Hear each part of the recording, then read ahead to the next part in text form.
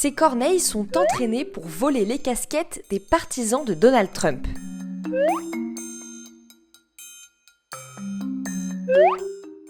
C'est un Américain, un certain Biz Dave sur les réseaux sociaux, qui a eu cette drôle d'idée. Pendant plusieurs mois, il s'est lancé le défi d'apprendre cet exercice aux corneilles qui vivent près de chez lui.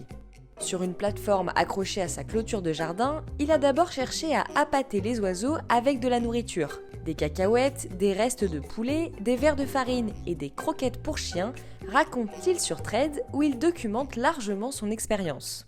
Une fois que les corneilles ont compris où se trouvait la nourriture et qu'elles ont pris l'habitude d'y venir, Biz Dave est passé à l'étape 2 de son plan, ajouter une casquette rouge. C'est le symbole du mouvement Make America Great Again et de nombreux Trumpistes en portent une.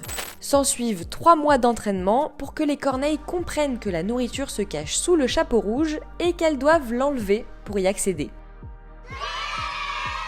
L'Américain espère ainsi que les corneilles tenteront de retirer les casquettes MAGA sur la tête des électeurs de Trump en pensant trouver de la nourriture dessous.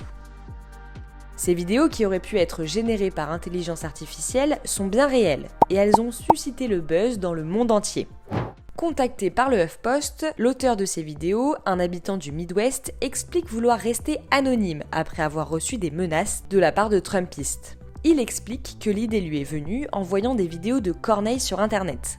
Les corneilles qui vivent aux alentours sont très intelligentes et elles interagissent avec les humains. J'ai essayé de les rendre amicales, mais elles n'étaient pas intéressées. Alors je me suis dit que je pouvais leur apprendre quelque chose de drôle, d'intelligent et qui inclurait une forme de résistance. La casquette rouge semblait être un objectif abordable, donc je me suis lancé.